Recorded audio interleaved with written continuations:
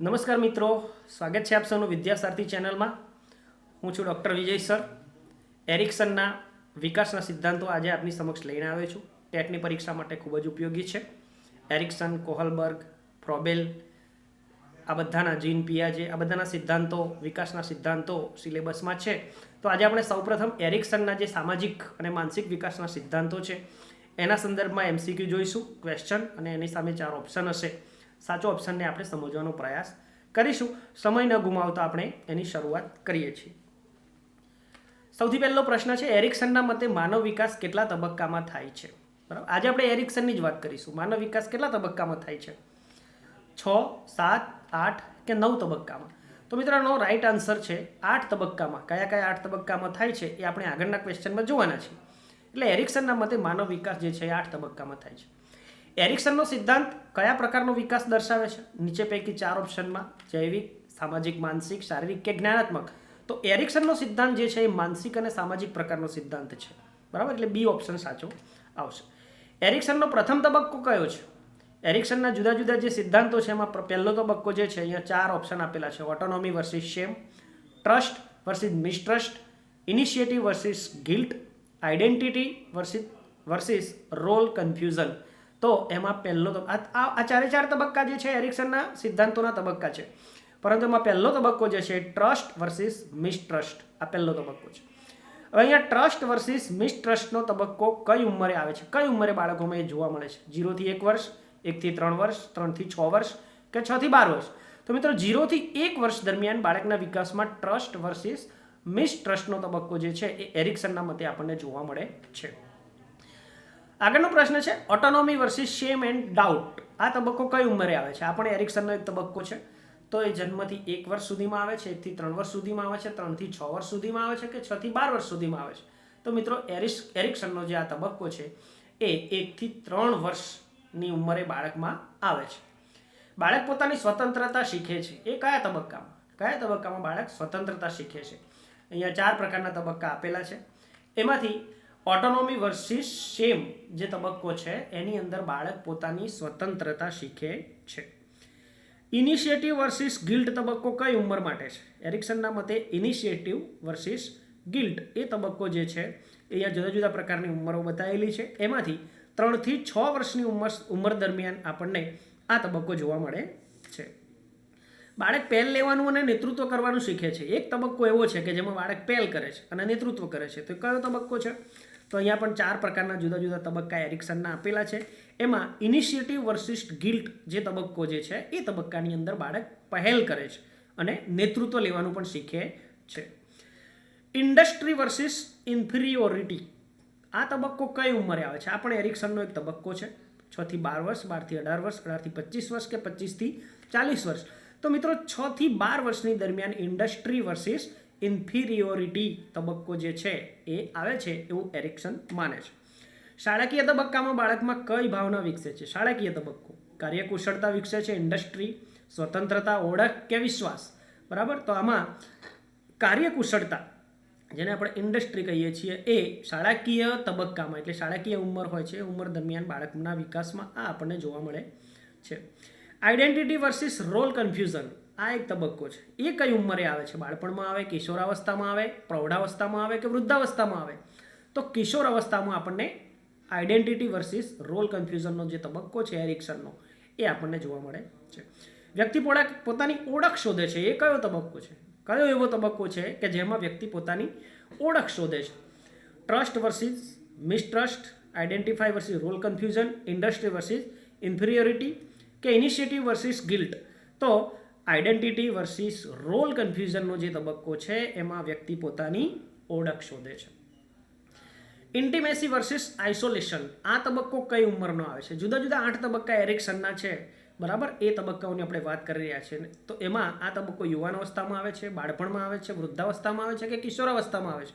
તો મિત્રો યુવાન અવસ્થામાં આ તબક્કો જે છે એ આવે છે એરિક્સનના મતે. પછી જનરેટિવિટી અને સ્ટેગ્નેશન. આ જે તબક્કો છે એ કઈ ઉંમરમાં આવે છે અથવા તો કઈ વયનો આ તબક્કો છે? મધ્ય વય, બાળપણ, કિશોરાવસ્થા કે વૃદ્ધાવસ્થા? તો મિત્રો મધ્ય વયમાં આ તબક્કો આપણને જોવા મળે છે. 15મો પ્રશ્ન છે, મધ્ય વયમાં વ્યક્તિનું મુખ્ય કાર્ય શું હોય છે? મધ્ય વયમાં વ્યક્તિનું મુખ્ય કાર્ય શું હોય છે? ઓળખ શોધવી, સંતાનો અને સમાજ માટે યોગદાન આપવું, સ્વતંત્ર થવું, વિશ્વાસ વિકસાવવું. તો 4 ઓપ્શનમાંથી સાચો ઓપ્શન છે સંતાનો અને સમાજ માટે યોગદાન આપવું. એ કઈ ઉંમરમાં આવે છે? કયા તબક્કામાં? તો મધ્ય વયમાં આવે છે. ઈગો ઇન્ટિગ્રિટી વર્સિસ ડિસ્પેર, આ જે તબક્કો જે છે એ કઈ ઉંમરમાં આપણને જોવા મળે છે? તો આ 4 પ્રકારની અવસ્થાઓ છે.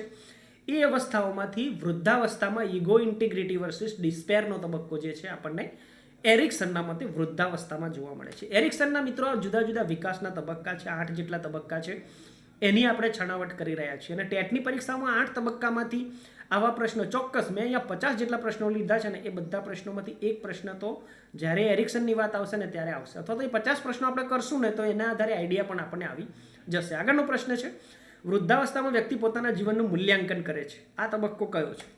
બરાબર છે. તો અહીંયા પણ 4 તબક્કા આપેલા છે. એમાં ઈગો ઇન્ટિગ્રિટી વર્સિસ ડિસ્પેર એ વૃદ્ધાવસ્થાનો તબક્કો છે, એટલે વ્યક્તિ પોતાના જીવનનું મૂલ્યાંકન આ દરમિયાન કરતો હોય છે. એરિક્સન એ કોના સિદ્ધાંતને આગળ વધાર્યો હતો? એરિક્સને જે સિદ્ધાંતો આપ્યા એની પહેલાં એના અનુગામી પણ છે, પુરોગામી પણ છે. તો એ પણ એરિક્સને કોની પાસેથી શીખ્યા? પહેલાં ફ્રોઇડ છે, પિયાજે, કોહલબર્ગ કે બંદુરા. બરાબર. તો અહીંયા એડમંડ ફ્રોઇડ જે છે એના સિદ્ધાંતને આગળ વધારે છે. એરિક્સનનો સિદ્ધાંત મુખ્યત્વે કઈ બાબત પર ધ્યાન કેન્દ્રિત કરે છે? મુખ્ય બાબત શું છે એરિક્સનના સિદ્ધાંતમાં? શારીરિક વિકાસ છે, સામાજિક સંબંધો અને માનસિક વૃદ્ધિ છે, જ્ઞાનાત્મક પ્રક્રિયા છે કે પ્રેરણા છે? તો એરિક્સનના સિદ્ધાંતોનો મુખ્ય બાબત જે છે ને એ સામાજિક સંબંધો અને માનસિક વૃદ્ધિ એનો મૂળ વાત છે, એના પર ધ્યાન કેન્દ્રિત થાય છે. રોલ કન્ફ્યુઝન શબ્દ કયા તબક્કામાં ઉપયોગ થાય છે? આ કયો તબક્કો છે રોલ કન્ફ્યુઝનનો? 4 અવસ્થાઓ અહીંયા જુદી જુદી આપેલી છે. એમાં કિશોર અવસ્થા એ એવી અવસ્થા છે કે જેમાં આ રોલ કન્ફ્યુઝન આપણને જોવા મળે છે, એવું અહીંયા એરિક્સન કહેવા માંગે છે. અહીંયા એક શબ્દ છે ઈગો ઇન્ટિગ્રિટી. બરાબર. તો એ એટલે શું? આત્મવિશ્વાસનો અભાવ, જીવનથી સંતોષ, જીવનથી નિરાશા કે બાળપણની યાદો. બરાબર. તો જીવનથી સંતોષ, આનો અર્થ એવો થાય છે ઈગો ઇન્ટિગ્રિટી, જીવનથી સંતોષ. એરિક્સનના મતે દરેક તબક્કામાં વ્યક્તિને શું થાય છે? બધા તબક્કામાં નીચે પૈકી કઈ બાબત આપણને જોવા મળે છે? એક નવી ભાષા શીખે છે, એક સંઘર્ષનો સામનો કરે છે, શારીરિક ફેરફાર થાય છે કે નવી નોકરી મળે છે. બરાબર છે. તો આ 4 ઓપ્શનમાંથી એરિક્સનના મતે દરેક તબક્કામાં એક સંઘર્ષનો સામનો વ્યક્તિ પોતે કરતો હોય છે. એરિક્સનના સિદ્ધાંતને કયા નામે ઓળખવામાં આવે છે? બરાબર.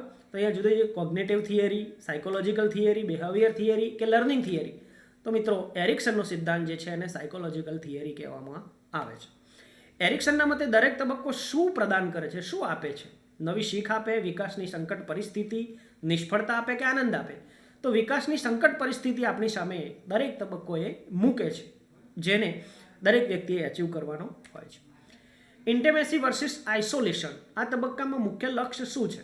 મિત્રતા અને પ્રેમ સંબંધ બનાવવો, નવી ઓળખ શોધવી, કાર્યક્ષમ થવું કે સ્વતંત્ર થવું? તો મિત્રતા અને પ્રેમ સંબંધ બનાવવો, એકબીજાની સાથે સંબંધો વિકસાવવા, એ ઇન્ટિમેસી અને આઇસોલેશનનો જે તબક્કો છે એની તબક્કાની અંદર આવે છે.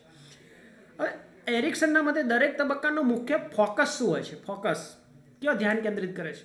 બરાબર. તો વ્યક્તિની શારીરિક શક્તિ, વ્યક્તિના માનસિક સંઘર્ષનું નિરાકરણ થાય, શીખવાની ક્ષમતા, આર્થિક સ્થિતિ. તો વ્યક્તિના માનસિક સંઘર્ષનું નિરાકરણ એ દરેક તબક્કાનું ફોકસ હોય છે. એરિક્સનના સિદ્ધાંતમાં સાયકોલોજીકલ શબ્દ શું સૂચવે છે? બરાબર. આમ તો આપણે પરિચિત છીએ, પણ સિદ્ધાંતમાં શું સૂચવે છે? માનસિક અને સામાજિક પરસ્પર સંબંધ, શારીરિક વૃદ્ધિ, જ્ઞાનાત્મક વિકાસ કે માત્ર સામાજિક સંબંધો? તો માનસિક અને સામાજિક પરસ્પર સંબંધ એ સાયકોલોજીકલ શબ્દ જે છે ને એરિક્સન એ સૂચવે છે. ઓટોનોમી શબ્દનો શું અર્થ થાય? 4 ઓપ્શન આપેલા છે, શંકા, વિશ્વાસ, સ્વતંત્રતા કે ગિલ્ટ. તો અહીંયા સ્વતંત્રતા, ઓટોનોમીનો અર્થ થાય છે સ્વતંત્રતા. બાળકમાં શેમ એન્ડ ડાઉટ ક્યારે વિકસે છે? આ એક તબક્કો છે, જ્યારે માતા પિતા વધુ નિયંત્રણ કરે ત્યારે. દરેક બાળકને જ્યારે સ્વતંત્રતા મળે છે ત્યારે, બાળક સ્કૂલમાં જાય છે ત્યારે, કે જ્યારે બાળકને પ્રોત્સાહન મળે છે ત્યારે? તો જ્યારે માતા પિતા વધુ નિયંત્રણ કરે ને ત્યારે શેમ એન્ડ ડાઉટનો જે તબક્કો જે છે એ તબક્કામાંથી બાળક પસાર થાય છે.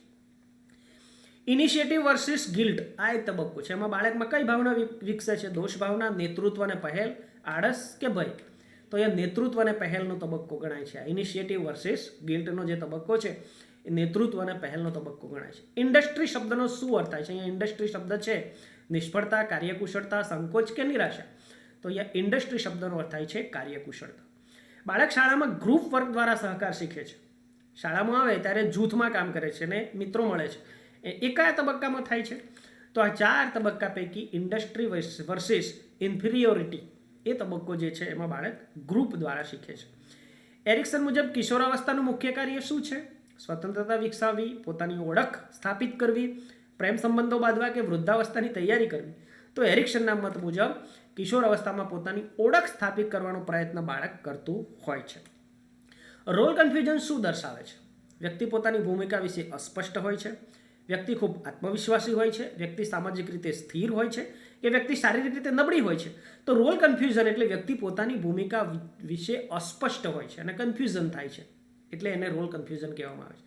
યુવાન અવસ્થામાં આઇસોલેશન એટલે શું? સ્વતંત્રતા, એકલતા અને સંબંધનો અભાવ, ખુશી કે પ્રેમ?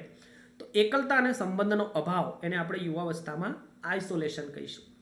જનરેટિવિટી, બરાબર, જનરેટિવિટી એનો અર્થ થાય છે નવી વસ્તુઓ શીખવી, નવી પેઢી માટે યોગદાન આપવું, ભૂતકાળમાં જીવવું કે અશાંતિ અનુભવવું. તો નવી પેઢી માટે યોગદાન આપવું એને આપણે કહીએ છીએ જનરેટિવિટી. મધ્ય વયમાં સ્ટેગ્નેશન આવો એક શબ્દ છે મધ્ય વય માટે. તો વિકાસ રોકાઈ જવો, યોગદાન આપવું, નવી ઓળખ બનાવવી કે સંબંધ બાંધવો. તો વિકાસ રોકાઈ જવો એને આપણે કહીએ છીએ મધ્ય વયમાં સ્ટેગ્નેશન થાય છે, બાળક એ તબક્કામાંથી પસાર થાય છે.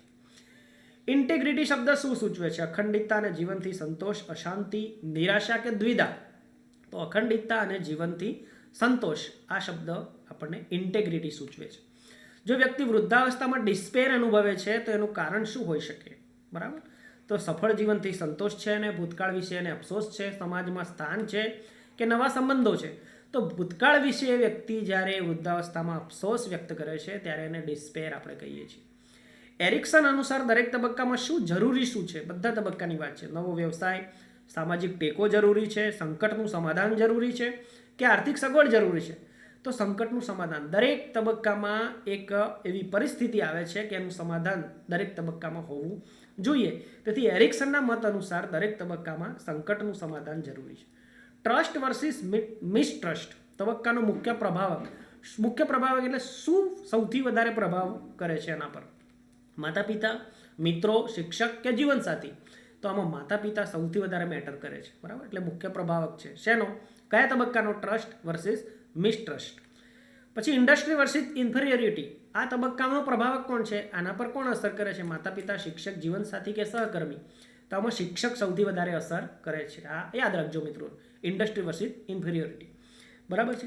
ત્યાર પછી આઈડેન્ટિટી વર્સિસ રોલ કન્ફ્યુઝન જે તબક્કો છે એમાં કોણ છે અસર કરતા પ્રભાવક કોણ છે? મિત્રોનું ગ્રુપ, માતા, શિક્ષક કે સમાજ? તો મિત્રોનું ગ્રુપ જે છે એ આઈડેન્ટિટી વર્સિસ રોલ કન્ફ્યુઝનમાં ખૂબ જ અસર કરે છે. ઇન્ટિમેસી વર્સિસ આઇસોલેશન આ જે તબક્કો છે એમાં વ્યક્તિ માટે મહત્વપૂર્ણ સંબંધ કયો છે? પ્રેમ અને મિત્રતાનો સંબંધ માતા પિતા સાથેનો, શિક્ષક સાથેનો કે બાળકો સાથેનો? તો પ્રેમ અને મિત્રતાનો સંબંધ આ તબક્કામાં બહુ જ જરૂરી છે. એરિક્સનનો સિદ્ધાંત કયા પ્રકારના સંશોધન પર આધારિત હતો? પ્રયોગશાળા પરીક્ષણો, વ્યક્તિના જીવનના અનુભવ અને નિરીક્ષણ, પ્રાણીઓનો અભ્યાસ કે ગણિતીય માપન? તો મિત્રો વ્યક્તિના જીવનના અનુભવ અને નિરીક્ષણ પર આધારિત હતો આ એરિક્સનનો સિદ્ધાંત. જનરેટિવિટી વર્સિસ સ્ટેગ્નેશન તબક્કામાં વ્યક્તિ શું ઈચ્છે છે? પોતાની ઓળખ શોધવી, સમાજ માટે ઉપયોગી થવું, નવા મિત્રો બનાવવું કે આરામ કરવો? તો સમાજ માટે ઉપયોગી થવું આ જે છે વ્યક્તિ આ તબક્કામાં. કયા તબક્કામાં? જનરેટિવિટી વર્સિસ સ્ટેગ્નેશન તબક્કો છે એમાં. ઈગો ઇન્ટિગ્રિટી વર્સિસ ડિસ્પેર આ તબક્કાનો મુખ્ય ધ્યેય શું છે? જીવનથી સંતોષ મેળવવો, નવી ઓળખ બનાવવી, પ્રેમ સંબંધો બાંધવા, સ્વતંત્ર થવું, બરાબર. તો મિત્રો જીવનથી સંતોષ મેળવવો એ આ તબક્કાનો કયા તબક્કાનો? ઈગો ઇન્ટિગ્રિટી વર્સિસ ડિસ્પેર આ જે તબક્કો છે એ તબક્કાનો મુખ્ય ધ્યેય છે. એરિક્સને જીવનના વિકાસને કઈ રીતે દર્શાવે છે? સતત પ્રક્રિયા તરીકે દર્શાવ્યો છે, એકવારની ઘટના તરીકે, માત્ર બાળપણ સુધી કે ફક્ત પ્રૌઢાવસ્થા સુધી? તો સતત પ્રક્રિયા તરીકે એરિક્સને એને દર્શાવ્યો છે. એરિક્સનના સિદ્ધાંતમાં ક્રાઇસિસ શબ્દનો શું અર્થ છે? સમસ્યા. ક્રાઇસિસ એક શબ્દ આવે છે, સમસ્યા, વિકાસની નવી તક, નિરાશા કે આળસ? તો એ વિકાસની એક નવી તક એ અર્થમાં એરિક્સન અહીંયા ઉપયોગ કરે છે.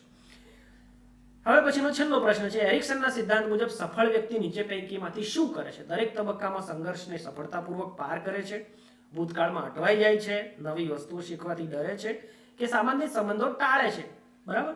તો દરેક તબક્કામાં સંઘર્ષને સફળતાપૂર્વક પાર કરે છે. મિત્રો, આપણને ખબર છે કે દરેક તબક્કામાં એક સંઘર્ષ આવે છે અને એ સંઘર્ષની સામે ઝઝૂમીને એને સફળતાપૂર્વક પાર પાડવાનું કામ એ વ્યક્તિના વિકાસ માટે ખૂબ જ મહત્વનું હોય છે.